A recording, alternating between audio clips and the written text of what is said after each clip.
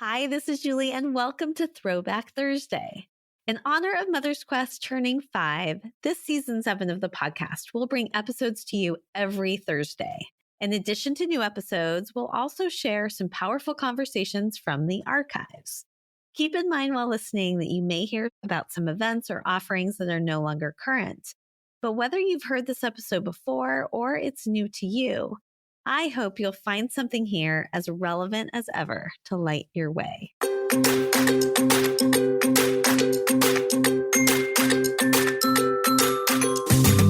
Hi, and welcome to Mother's Quest, a podcast for moms like me ready to live our own truly epic life. I'm Julie Neal, a life and leadership coach, community builder, writer, and mom to 2 high-energy boys who challenge me to grow into my best self. I'll be right there. Where was I?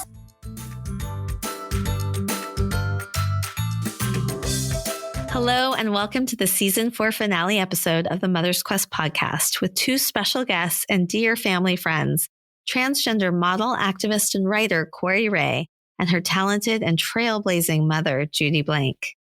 Corey is a 26-year-old activist, consultant, model, speaker, and writer who shatters stigmas surrounding the transgender community. She was born transgender and started her physical transition when she was 15 years old with the unwavering support of her mother, Judy.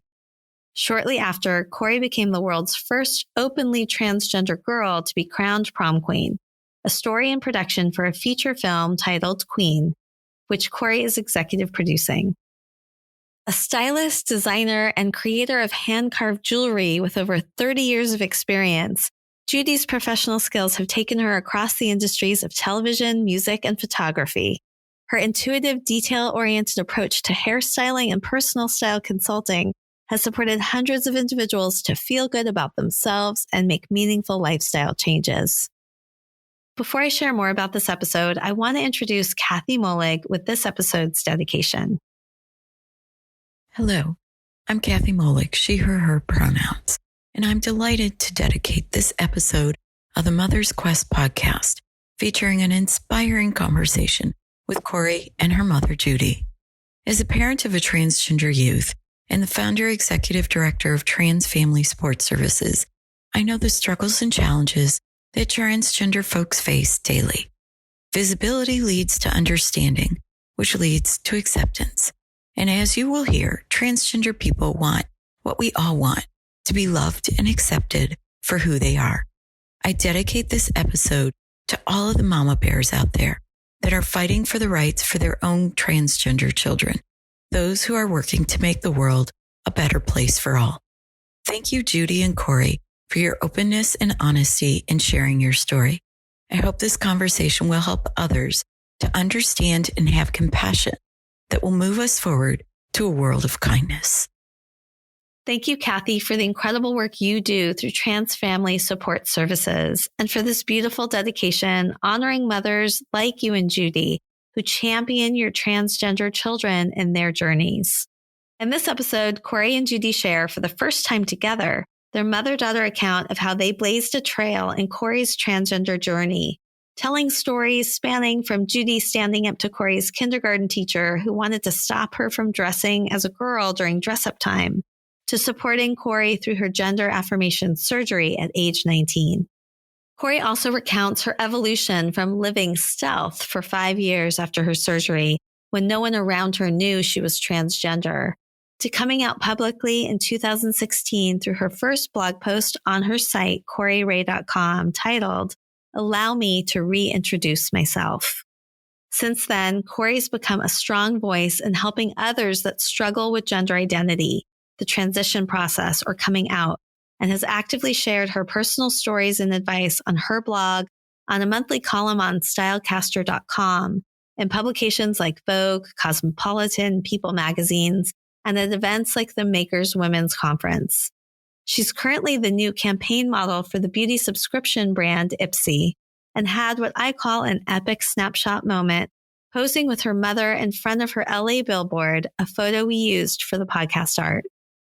This conversation had me in tears many times. I was moved by how Judy transformed her childhood experiences of being bullied into fuel for becoming a rock-solid ally for her child. How her experience raising a transgender daughter when few resources and knowledge existed sparked a deep desire to support other families and their children so they don't have to feel alone. And how, after years of helping Corey become her authentic self, Judy is now experiencing her own rebirth after a challenging divorce. Recording this conversation live in a recording studio on the eve of my 48th birthday and the birthday of the Mother's Quest podcast felt like the representation of everything I hoped the podcast would be when I created it 3 years ago. A space for transformative, inspiring conversations that invite all of us to live more fully. I hope you'll listen to this episode with an open heart and mind and say yes to Judy and Corey's challenge to truly listen to our children, to embrace them, and help them grow into the fullest, most authentic expression of who they are. I'm Julie Neal, and this is Mother's Quest.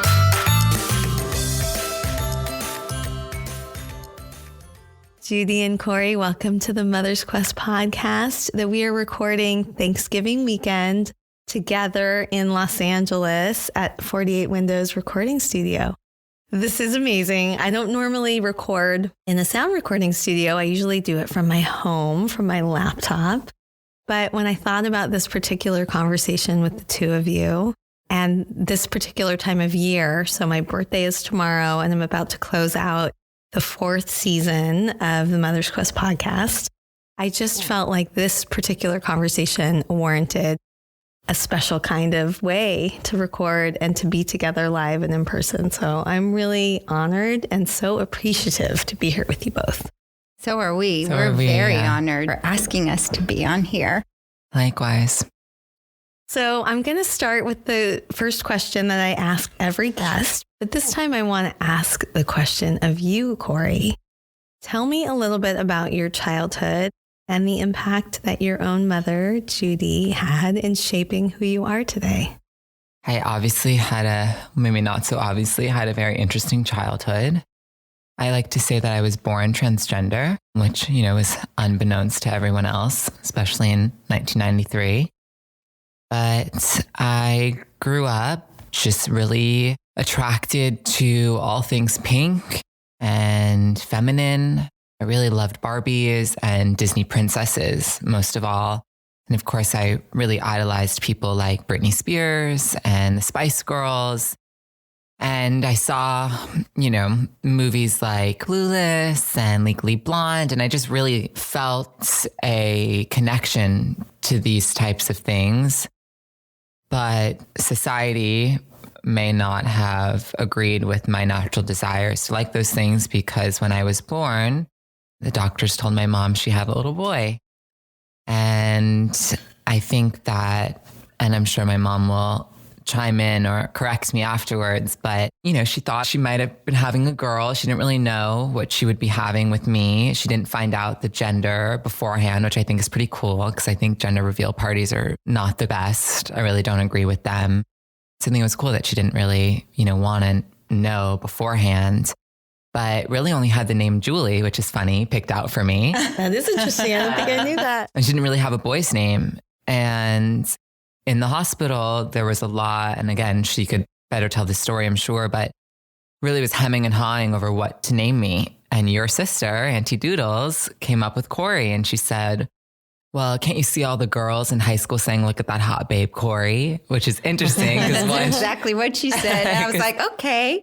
But great. It's interesting that one, she knew I'd be hot, and two, I'd be attracting a lot of people. She foretold the future. She did. And, at first spelled it Cory, which is predominantly the male spelling, and something didn't feel right. And my mom soon after changed it to Corey, which is the unisex spelling, which eventually would really help me in my transition, especially when I lived stealth.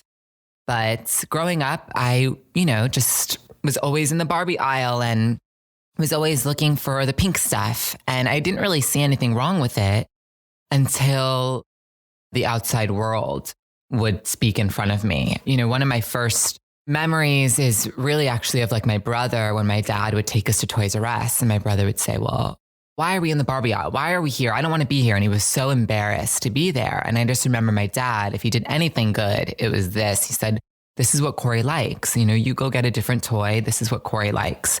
So instances like that, I had a kindergarten teacher who told me I wasn't allowed to play dress up anymore. And I went home and I told my mom, and she went in the next day and said, if you tell my child what they can or cannot play with again, I'll bury you in so much paperwork your head will spin. Yeah, something like that. Something like that, along the lines of that. And so I just knew that there were people who didn't like what I liked, but I didn't know why. And when I really started to notice that something was, quote unquote, different about me was when parents were talking to my mom in front of me about play dates that I was having and thinking I had inappropriate behavior, playing dress up, playing with Barbies, wanting to play makeup.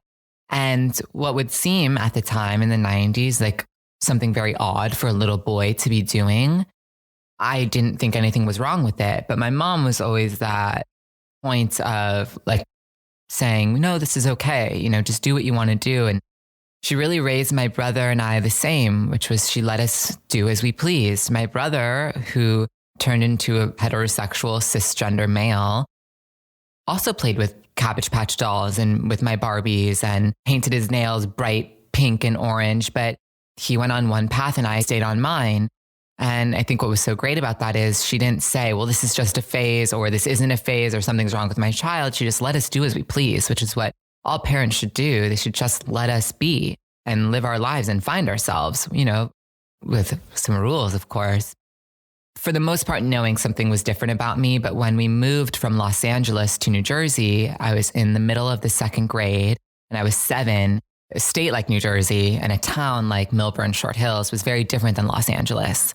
And I really noticed it then with the kids. And they thought it was weird that I would bring a Barbie for show and tell and play dress up. And I started to realize things like what being gay was, but I didn't feel like I was a boy who liked other boys. So I didn't identify with being gay. And I truly thought that no one else in the entire world could understand what I was going through. I was like, I feel like a girl, but no one else sees it. Why doesn't anyone else see this? And Halloween was really my only day where I could feel free. And even then in school, as I got older, I had to not be the girl costume in school and then be the girl costume later. I remember one year I had to go to kindergarten as a clown and then I was Megra at night. And so I realized that very young, that I was going to have to perform, which is what I did. And we all perform. We're all performing every day. But I knew that I would have to perform the rest of my life, or so I thought. And between like the 2nd and 5th grade, when I learned about, boy versus girl, and we had like this pre-middle school health class, I was put in with the boys. And that was like the defining moment for me. Like, oh my God, I'm really a boy. Like I'm learning about armpit hair and deodorant. And then I got to like together with my girlfriends and they learned about periods. And I was so mad I didn't learn about a period. I was like, I want a period.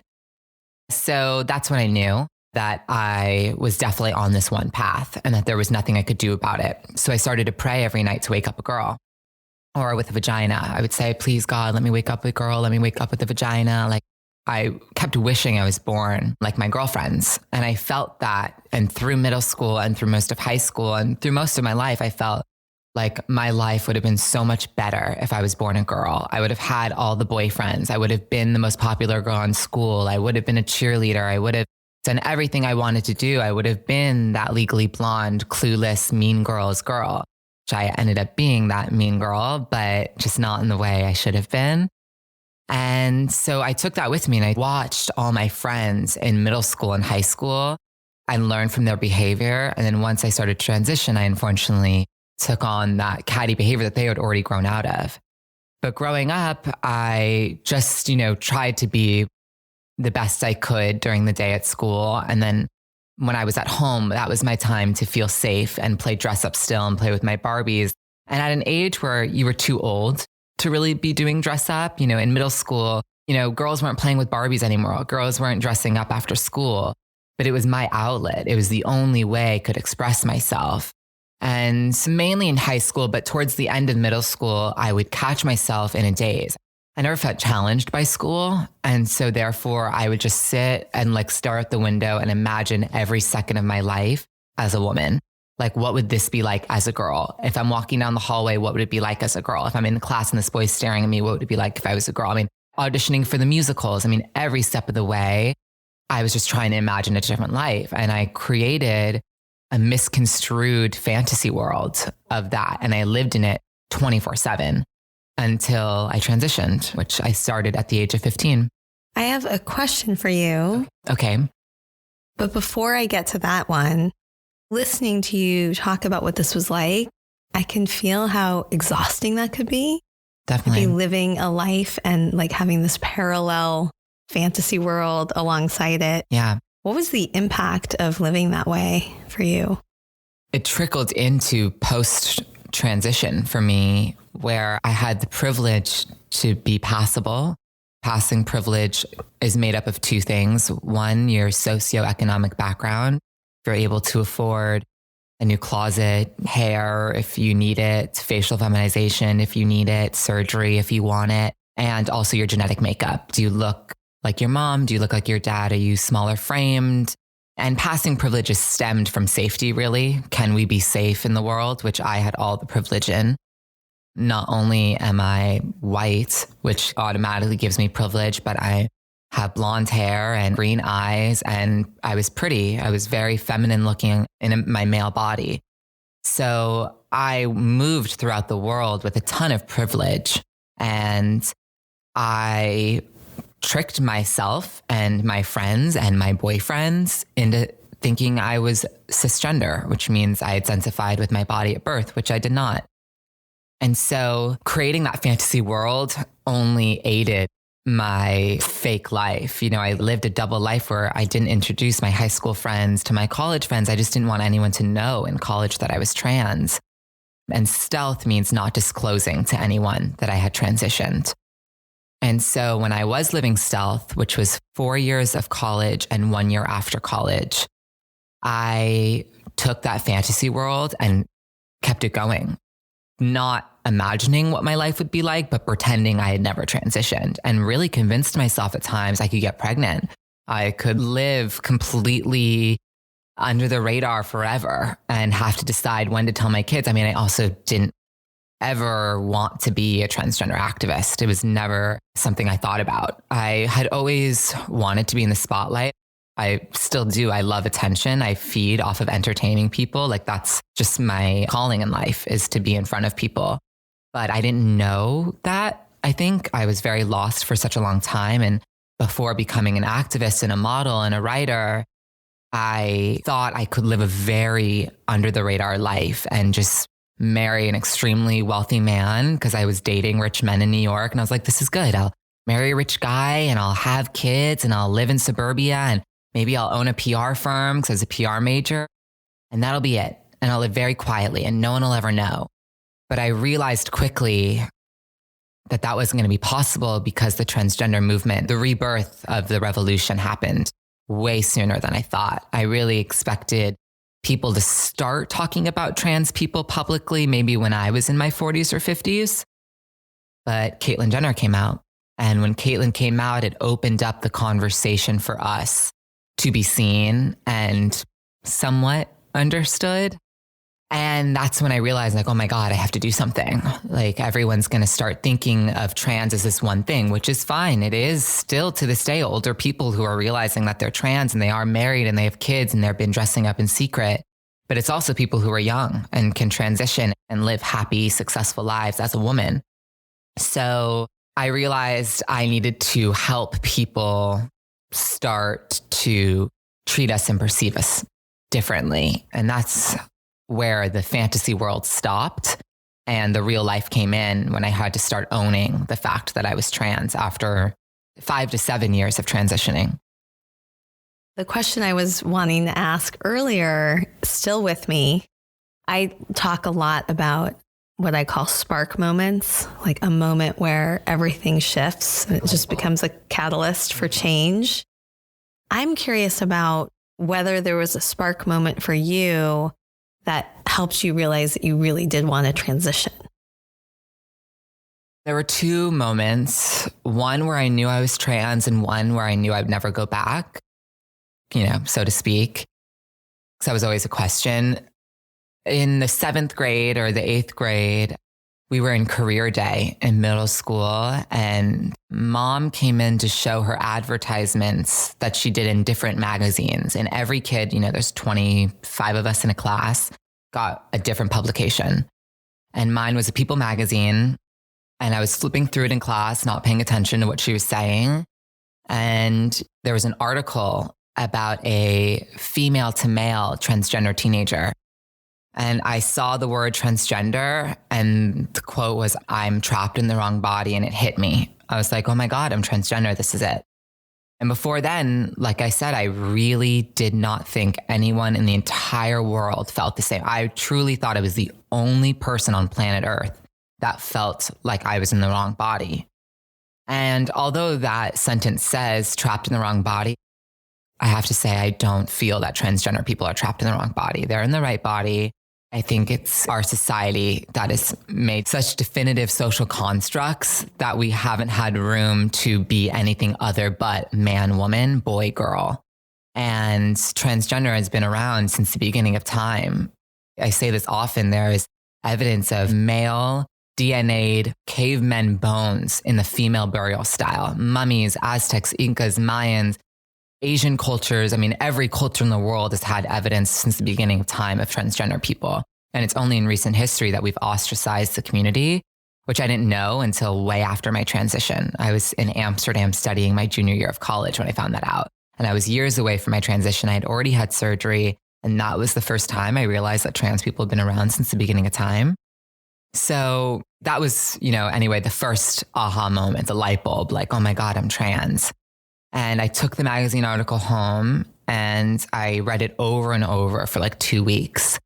And eventually one night I took it to my mom. I went into her bedroom with the magazine and I said, do you think this girl is covering up for being a lesbian? Or do you think that this trans thing is real?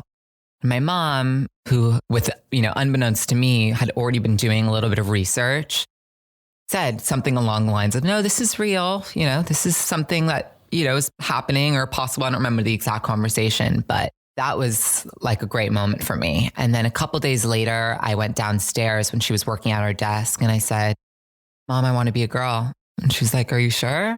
And I said, yeah. And then I went and I sat on her lap and we cried and I told her about this fantasy world that I had created in my head and all my hopes and dreams. And I just said, don't tell anyone. And she was like, well, I have to tell my stepdad. And I was like, okay, but no one else. I don't want anyone knowing. And then a couple of days later, she actually came to LA and it was your sister who... I was driving with your mom. Tell me what happened. And Corey had just told me, you were 12, that she figured it out. And I was relieved because I had been waiting and waiting and waiting and waiting for her to come to me. And I never wanted to plant the idea in her. I just wanted it to be her own thing. And I was so relieved that she finally figured it out that I wanted to tell everybody. And Corey said, you can't. When someone tells me you hold a secret, I hold a secret. My parents didn't know. My son didn't know. And your mom and I were driving in the car and she was talking, how's Matthew, how's Corey, how's catching up. And out in the clear blue sky, she said, I think Corey's transgender. And I could not say a word. Wow. I don't even think I've told your mom that. Yeah, well, she'll hear it now. Yeah, she will. Anxiously waiting for this conversation. And it took a long time, for me to really find the proper resources. And I went to the library and I went to bookstores and it was very difficult to treat an adolescent for sure. There was no path for you to follow yet at that time. And I started reading articles and... I want to get to you, Judy, soon to hear more about this from your perspective. But before we do that, I do want to hear a little more, Corey, about what do you think was the impact that your mother had on your journey? I wouldn't be alive without her. That's for sure. Obviously. It was the most crucial and critical part of my life because the way in which she raised my brother and I, whether or not she knew it, was the catalyst to knowing I was safe somewhere and I was supported. And kids need that. And I, of course, needed that. But I was 15, and all teenagers need to know that they're safe somewhere. And in the town that we grew up in, which was of opulent wealth and kids getting everything and mostly being more close to their nannies and their parents, I had my mom, and I knew that someone somewhere would be okay with me. I mean, when I told her I was trans in that first aha moment, she said, okay, and embraced me quite literally. And so I don't know if I knew it, but I took that with me the rest of my life, that somewhere, I was going to be okay. And that had all the impact in the world, because in every step of my life, I knew I had someone there to help me. And, she's my best friend. She's, the only person I've had to rely on. I haven't had a solid father figure to go to. And that's, the typical thing, like, a daddy's girl, you think she goes to the dad for the advice, but I only had my mom and my dad in my mom. And so that helped me know that I would be successful in whatever I did. But she challenged me a lot and forced me to do things I didn't want to do. I mean, it shaped me, it's the most instrumental part of my life is her. The other aha moment was walking into surgery with my mom. And it was the day after my 19th birthday. So all these years I prayed to wake up with a vagina, and, 19, I did. And we were walking into the surgery wing, and we were at the doors before she had to say goodbye. And she said, I don't care about the money. I don't care about anything else. Like, if you want to walk away from this, if you're not ready, that's okay. And I said, Mom, I woke up with a boner this morning. And if I could never wake up with that ever again, like, I'll be happy. And that was my second moment where I was like, I never want to feel this way ever again. I just was so done with that life and so ready to start new, because I was at a standstill. I could not move forward without a vagina. Like, for me personally, as a trans woman, that was what it meant to be a woman. And no trans person is the same. No two people are the same. Penis, vagina does not equal man, woman. But for me, that's what complete was. And so, her being there and telling me, like, I don't care about anything else. If you aren't not comfortable with this, let's not do it. That was like, okay, but I am. Let's go for it. And I did. I'm probably going to just cry through this whole interview because I'm already just very teary. Because, see if I'll be able to talk. I've obviously known you your whole life, Corey. And so I've been alongside in some ways. Obviously, there was a lot that we didn't know, but there was a lot that we, became in the know about as you went on. And I have just marveled, Judy, at what an incredible mom you've been. Thank you. From the very start. Oh, goodness. We were talking about this before we came, that I always ask my guests about these epic guideposts. And that epic has two meanings for me. One is about stepping into this life that's really filled with all the things that matter most to us and becoming the fullest expression of who we really are. And we're already coming to a lot of that in our conversation. But EPIC also is an acronym mnemonic for the guideposts that I think help us live that life when we're raising our children. And so the first guidepost, E, stands for engaged mindfully with our children. And so I want to know, because this has been a question that I've sat with as long as I've been watching you be a mother. How have you been such an amazing, mindful champion of a mother for your children? Tell me so I can learn from you. Thank you. Basically, from the time I can remember, I have been told that I was stupid, that I would never amount to anything. People just said horrible things to me through my life. And one is because I had learning disabilities that were not detected, because back in the early 70s, people were not aware of that. And even a teacher had said to me in frustration because I wasn't understanding division, and she had said, Judy, just marry a man with a lot of credit cards. I wanted to ask what a credit card was, but I knew she was already, you could tell she was putting me down. So I didn't. But when I did finally get my own credit card, which was at a time where you had to prove you earned a certain amount of money, it wasn't like today, you could just get a credit card. It all came back to me. And I just always knew that college was not an option, and that I had talent. And I was in school to become a hairdresser at 17. And I knew that what I wanted more than anything in this whole world was to have my own family. You know, I felt very alone as a child. Both my parents worked and, you know, it was called a latchkey kid. I would come home and let myself in at a very early age, and it was lonely. And I remember thinking, I won't be lonely if I have my own family. And maybe that's the only thing I'll be good at. Your mom was around all the time, and I was around all the time. And I wanted to be like your mom. I wanted to be able to be the same kind of mom she is. Stay at home, you know, have little things on the side, because remember your mom sold jewelry, and just love my children and support them. And I had been bullied so much as a kid that I would never allow that to happen to my children. And I was a tiger. And if you stepped on my kids, you were done. Like, it just wasn't going to happen. And I was calm about it.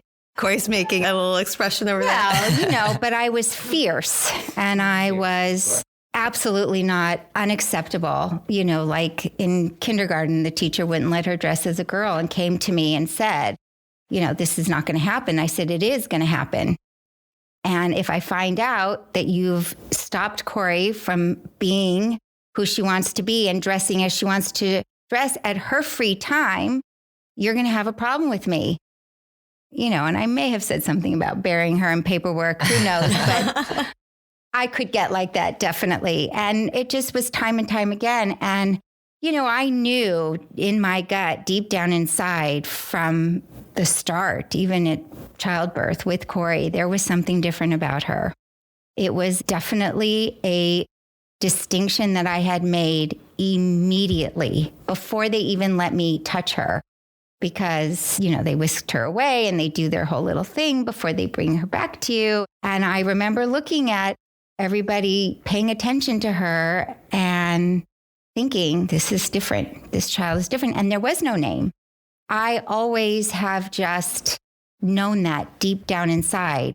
You're not aware of that distinction that you're doing something because you know your child's different. And I didn't know what. I just knew. You know, we look back at pictures and I say to Corey, who dresses a boy like this? I didn't dress your brother like this. And I realized I had been dressing my kids to their personality, you know, and just going with them, you know, watching them and just going with the flow. You know, Matthew was this athletic, butch, you know, had that nice, cool, raspy voice, and, right? And Good. He was a dude. I dressed him like a dude, and Corey was always very sweet and attached to me. And, you know, I dressed sweet little Corey like a sweet little boy. Like 90s boy style, very like cute, pinks like and purples and teals and and yellow and, you know, anyway, so we were talking about how you do this. right. Basically, it was just because of how hard it was for me to grow up and being the baby of the family of 3 kids. It wasn't going to happen to mine, and I was going to fight for them. See, here's the thing. I've been divorced twice now, which is, you know, I'm not proud, but I have. And both men were very abusive, but it looked different. One was physically and verbal abuse, and the other one was, you know, what they call gaslighting, and just really had a control and a hold on me and a mindset that I was completely losing who I was. After I rescued myself and freed myself of all of that, looking back, I realized when people would say, was your dad like that? And I was, no, my dad is the sweetest, kind. He gets frustrated easily, but he just wants to say yes right away to everything and is just gentle and soft-spoken and fun and a great sense of humor and not uptight. And so I would say, no, you know, no. But then I realized it was the woman influence. And that's what I was used to. And that's what I felt was love. Because my mom was very demonstrative and she always told me she loved me. I knew I was loved. clearly. You know, she would hug me, she would kiss me, but on the norm, day to day, I was always on pins and needles. My brother, the way he dealt with it, he was quiet and went to his room. The way I dealt with it was pay attention to me. I need love. I need someone to acknowledge me, that I was beaten up at school, which my parents probably never even knew, that I was put down at school. So I think all that is how I formed being a mom. I can do this. This is one thing I know I can do. And even my mom says I was born to be a mother. Like my mom, she's very complimentary to me. So much of the mother that you have become is a lot based on your own kind of painful lessons growing up. 100%. What would be like your biggest words of advice for me or other mothers? Really listen to what your children are saying, that they're probably not saying it to you directly, but look at their behavior and their actions and pay attention. And I would say this, and when I coach parents that come to me out of fear because they're afraid for their child, the number one thing you want to do is not parent from fear. And it doesn't matter about anybody else. Everybody's afraid at every new moment in their life. A new job, a new home. I just moved from New Jersey back to California. That's scary. But if I allowed my fear to stop me all the time, I wouldn't be anywhere. Neither would my kids. And so I think Corey has the strength she has because she's been taught not to allow her fear to stop her from being who she wants to be. And so I say to parents, don't parent out of fear because it will stunt them. We're going to get to the I guidepost. I have some questions, some follow-up questions about that because, of course, I'm like, okay, how do we do that? And I think some of it is about how do we care for ourselves or where do we find support to be able to be in the right mindset so we're not in a place of fear. But I think this is also a great segue about Corey's strength to talk about the guidepost P, which stands for passionate and purposeful. I would love to hear today, the person you are today, what guides you? What do you want to quest for? What is the change that you are trying, an impact that you're trying to make in the world now? My passion is global change in a lot of different ways. Environmental, homelessness. I mean, I deeply care about a lot of issues. My main focus, though, is, of course, on the transgender community. Again, because I have been so lucky to move throughout the world with such privilege. And we were just talking about this last night. Like, my mom and I saw like 3 different trans people in, a matter of an hour, which back in the day, I was the only person walking around that I knew of. And of course, that I knew of, but there's a lot of different emotions when I see another trans person. It's like really sad at first. And then I feel really happy, sad because 1, it's hard. I used to say I wouldn't wish being trans on anyone, which isn't of course true today, but it's just a hard life right now. And also, there are so many trans people that, I just know what they all go through, not because I may have gone through it, but because I know the stigmatized version of the story. And so I feel sad and then I feel happy. We were saying we feel happy because they're living their lives, they're living their truth, they're being authentic to themselves, which is like the most important possible thing. My main mission is, yes, how we perceive and treat transgender people differently. But also, like, I want us not only to be accepted, but I want us to be understood. And we need education on where we come from and who we are and destigmatizing the typical, oh, it's a gay man who's afraid to be gay, or oh, it's an older person who's hiding from their wife and children and dressing up, which is a very stigmatized and sometimes true case for older generations of trans people who didn't know what trans was before and are realizing what trans is and become, their true selves, but also, deconstructing what it means to be trans. We don't need to walk and talk and act any certain way. I just rekindled my relationship with my therapist, my mom found, who transitioned me. And she was saying, she's a diehard feminist. And she was saying what was so interesting about working with me. One, I was the youngest person she had ever helped. And how old were you at the time again? 15. And two, she said that I was so feminine. And I just am naturally a very feminine person. And she's like, well, just, she wanted to relay the message that just because you're trans and you want to be a woman doesn't mean you need to love pink. But like, I genuinely love swaying my hips and pursing my lips and wearing pink. And that's just who I am. You know me, I've always been strutting. I've always been like posing for pictures, and I want to deconstruct what I have. I mean, I didn't have facial feminization surgery, but like, you don't need facial feminization surgery. You don't need to look a certain way to be a woman. You don't need to act a certain way. I had vocal therapy and I threw it out the window. I don't always mind my voice. Most people don't like my voice, and they'll tell my mom like, Corey should really work on her voice, but like, it's my voice and I don't hate it.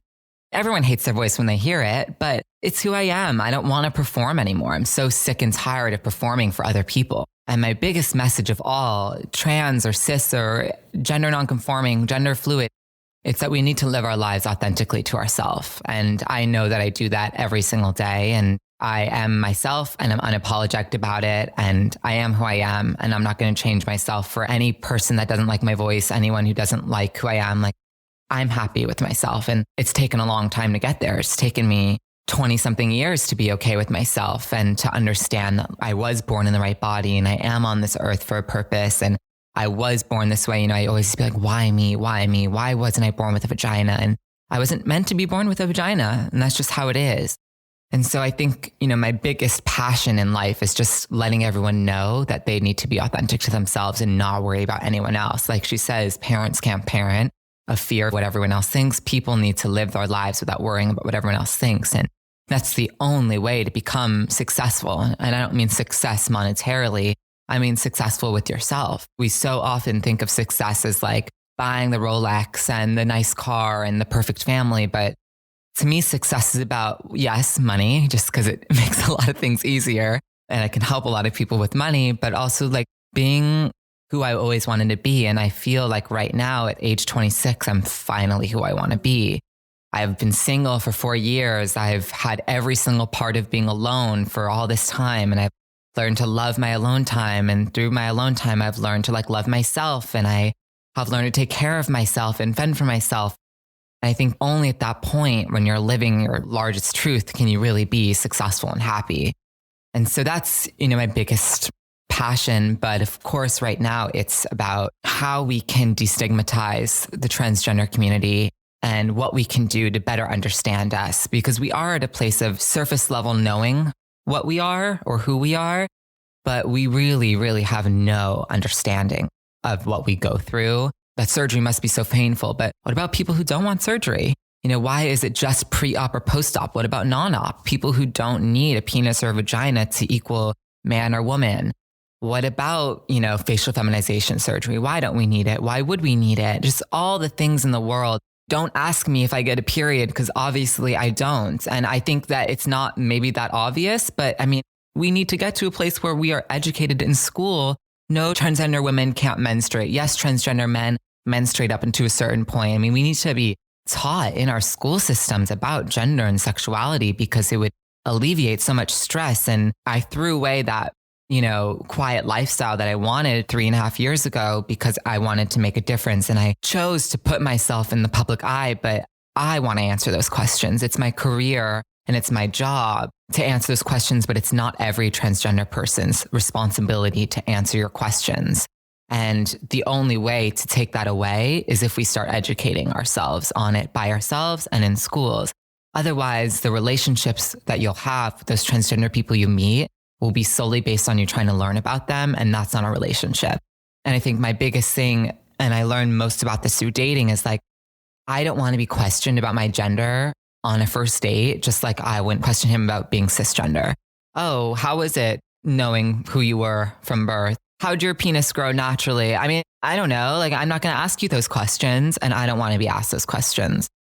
And so it's kind of led me to want to just speak out about how, I hate to use the word normal, but human we are. We're just human like everyone else. And that's right now my biggest passion, is making sure that not only Americans, but the world sees us for who we are, which is just another type of person. I'm like cheering. I wish we could have like literally like, I don't know, I'm envisioning, we're in a recording studio with guitars, but I'm like, if we had drums, I want to like be drumming, that more people can hear what you're sharing. And it's so important. And I hope that this conversation does reach far and wide. Tell me briefly, what are some of the platforms or vehicles or ways that you are getting your message out right now? Most predominantly Instagram, which I've worked really hard on and is thankfully starting to really grow and expand. I have a blog, but my column on Stylecaster is really important to me. I write a monthly advice column targeted towards trans people, but it's really advice for everyone. My column on Stylecaster, my blog on CoreyRae.com, my Instagram, which is I'm Corey Rae. And social media really is the best way, but I love going on podcasts and I love doing speaking engagements. And I think the best way is just to Google and explore. And can we talk a little bit about the movie that's going to be coming out? Oh yeah, of course. I'd love to talk about it. So I love that I didn't have to lead with this, but I am the world's first openly transgender prom queen. I won prom queen back in high school in May of 2010. Which is almost a decade ago. And I did start transitioning 10 years ago in November. So it's been interesting, a whole decade.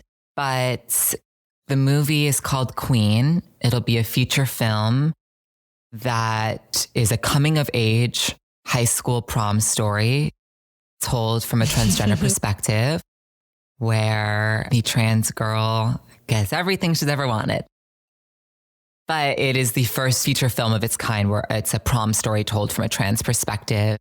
And it's a true coming of age story, but the lead character, Corey, is transgender and it is about my transition. It's based off of my college admissions essay, which I adapted into a blog post, which we adapted into a script, which is now being made into a feature film. So we're very excited and it's in production right now. And we'll be in a theater or streaming service hopefully soon after we film it.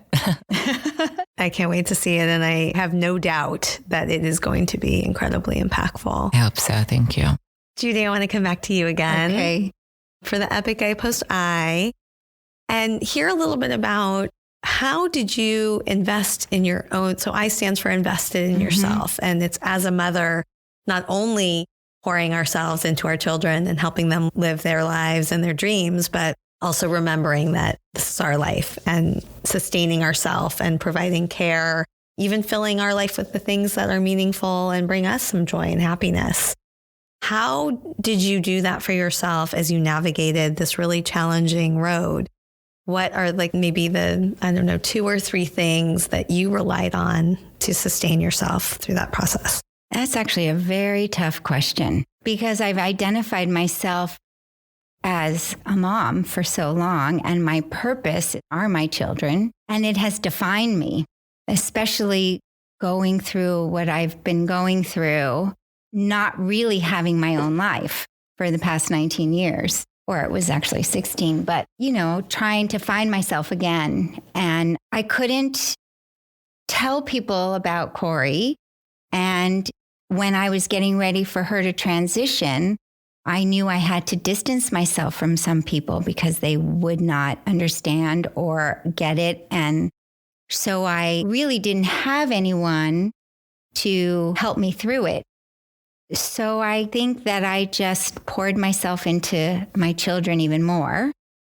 And I used my outlet of designing and carving fine jewelry, making fine jewelry, as my release and my time. I mean, the gym was, getting my head straight and set for the day. So that helps me still to this day. But I don't know. I feel very alone in that.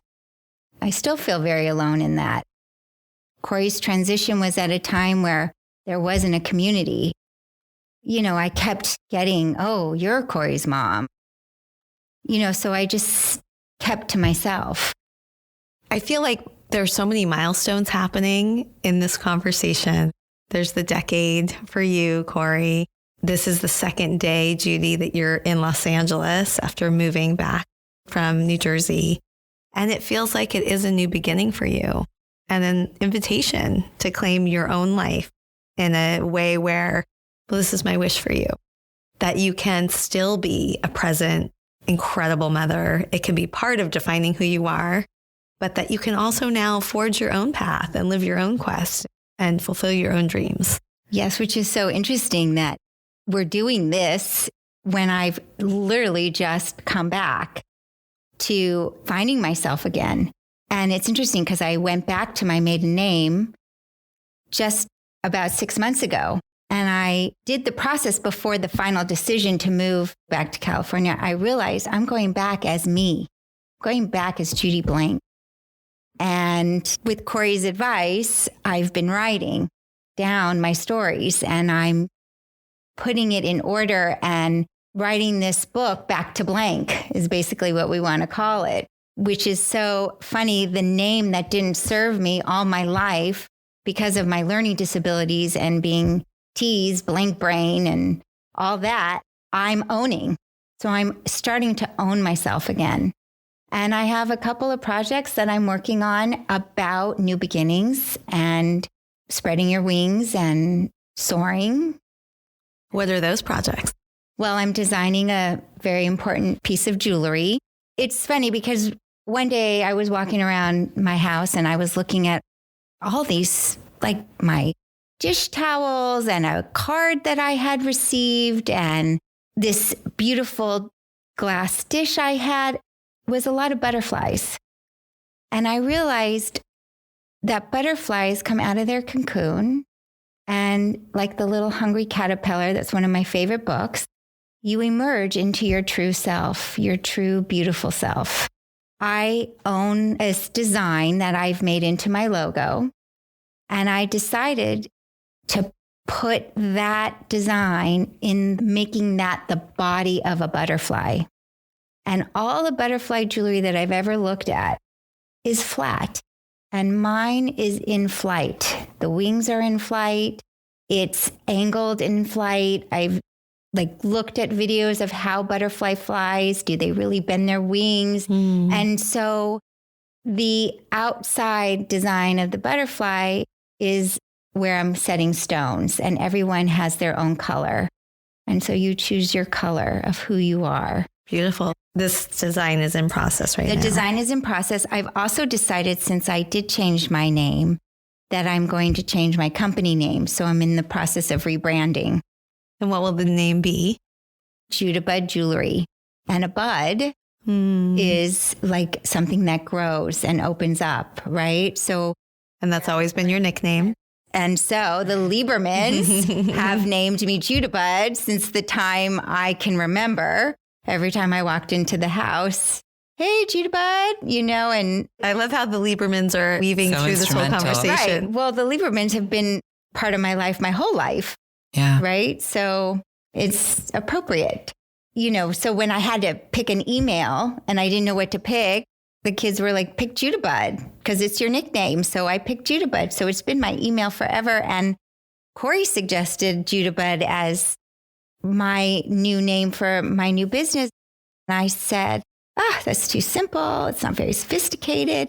And a friend of mine who is in branding said, what are you talking about, Judy? You're looking at it as the buddy, but it's a bud. And I was like, that's it.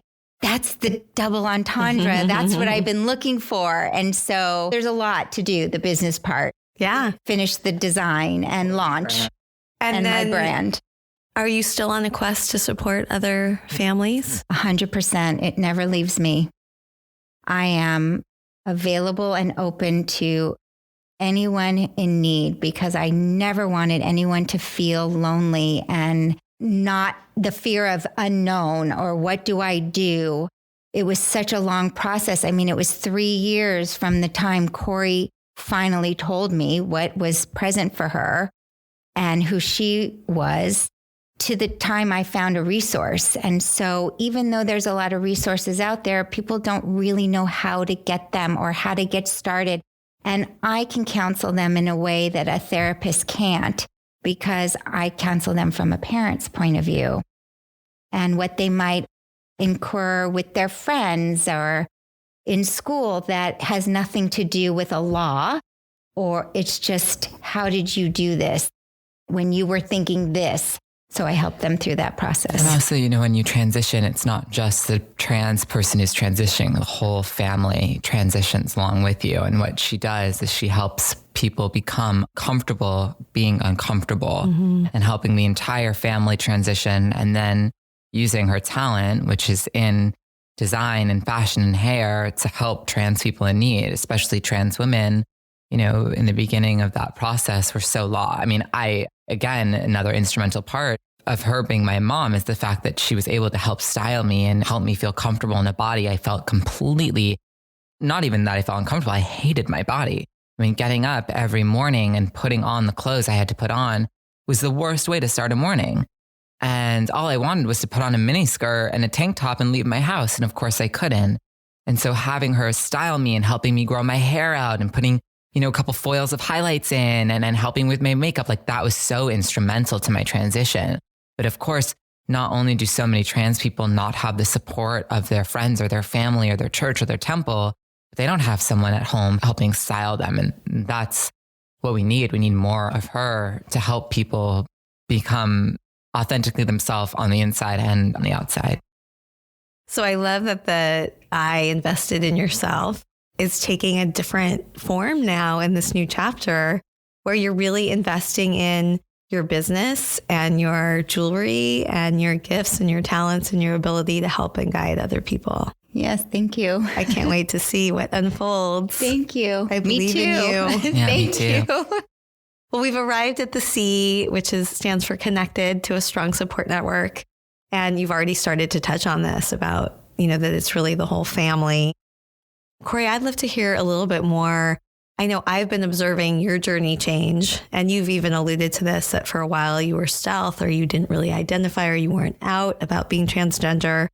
How has that shifted for you, and where do you find your source of connection to a support network that's bigger than yourself? I mean, when I first came out, it was after the Pulse nightclub shooting in Orlando, Florida, which was in June of 2016. And it was, a year or so after Caitlin came out. And so people were starting to talk about trans people, and I was still stealth. And I started to get nervous. I wanted to get ahead of the curve of the trans revolution, this new wave of the trans revolution, because I knew we were going to stay stigmatized, which we are still stigmatized. And I was working a hospitality job that I really didn't love. And I didn't know what to do about my life, but I couldn't live. This double life was weighing on me, not introducing certain people to other people. And I didn't know where I stood, but I had to meet certain trans people during my transition process. But I also had written a research paper when I was studying in Amsterdam on the difference between transitioning in the US versus the Netherlands, which of course, the Netherlands are so progressive. And I met two older transgender people, but I couldn't connect with them. And that was one, because I had a mother and friends in a school that supported me for the most part. So I kept noticing a disconnect when I walked on the street and I saw someone who was trans. I couldn't connect with them. And so after the nightclub shooting, I said, I have to do something. I have to do something. And that was, a predominantly gay nightclub, but not to say that there weren't probably some trans people there. I'm sure there were. And I didn't know what to do. And my best friend, Turner, who was the first person I ever came out to during college, I was in Amsterdam studying with her. And I told her I was trans through my research paper because I found out we had to have someone peer edit it. And so I was like, if I have to come out to anyone, it's going to be her. And we were both like on vacation from our study abroad experience. And she was like, I got your email. I love you. Can't wait to talk to you. And so I told her about me being trans, and she helped me what I thought was going to be write a first chapter of my book. And after the shooting, I was like, I need to get this up. I was making a website at the time for like a model portfolio, and I put it all together and created the blog. And I called this first post, Allow Me to Reintroduce Myself. And it was a very lengthy blog post about why I kept myself a secret for so long. And I put it on Facebook, and pretty much overnight it went viral. It was on Yahoo the next morning, and then Yahoo did an interview with me. And in that way, this was chosen for me. The public figure-ness of my activism career and the writing career was chosen for me, because I was then put onto this role of trans activist, trans writer, trans model for a trans community that I had no connection to. I really had never been able to relate to them before because of the lifestyle I had lived pretending to be cis, and also, again, passing privilege. So the past 3.5 years, I've been working very hard to assimilate myself into the community and meet with other trans people. And every time that I do, I get more and more excited because I'm meeting other trans women now who are my age and who share the same dating experiences or surgery experiences or life experiences as me.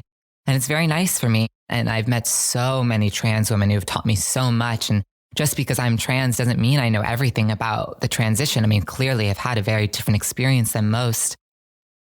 One fellow trans activist of mine, she said she taught me all about the divine feminine, and penis to vagina doesn't equal man, woman. And that's how I'm able to speak about it here. And another person told me about another thing. And so I've just grown myself from meeting other trans people in the community. And I have a couple trans male friends who and I never got to have a group of guy friends like most of my girlfriends had. And I have a group of guy friends now, and I don't even think twice about them being trans. Like sometimes I forget. And I was on set shooting a short film recently, and my co-star is a trans man and a friend of mine. And I put soy milk in his coffee, and he's like, I can't have soy. And I'm like, why? And he goes, well, because soy is bad for your breasts. And I had just top surgery. I'm like, oh my God, Jordan, I completely forgot. So it's so nice that I've been able to now connect and relate to trans people and just see them for who they are, because all I want is to be seen for the woman that I am. And it's very nice for me to be able to make friends in the community now. And for so long, I was told, don't come out. People are going to hate you. Other trans women won't accept you. You're not like them. They won't get you.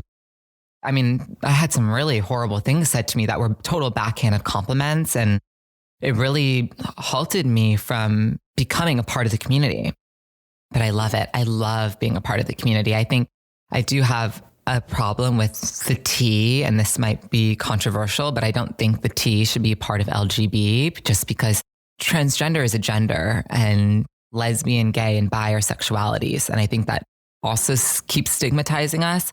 But nonetheless, it's a community of people who have been ostracized. And it feels very nice that I've been really welcomed with open arms. And I just hope that I can continue speaking for us, because it's become the highlight of my life, is really being able to represent these people. I mean, every day, I'm overwhelmed. Everyone tells me I'm the worst texter, emailer, DMer, Facebooker, because I just get very overwhelmed by the amount of messages I get from people in the community who need my help or that I've helped them. And it's just a lot. It's very humbling, and I'm very honored. I'm not a very emotional person, so it's so weird that I get emotional about this, but I'm very, very, very honored to represent these people and to give them a voice, because it doesn't feel like I do that. I just feel like I'm living my life, but I'm told almost every day, how much I've helped someone, and that's very cool. And I always say, if I've helped one person ever, that's awesome. But to help people on a larger scale is very cool. And I'm very grateful for it. Thank you for sharing all of that. Of course. We're almost at the end of our conversation, and we're at the point where I invite you to give me a challenge to help me be a more mindful mother, to more fully live my epic life. What challenge would you give me? And as always, listeners are invited to say yes to the challenge as well.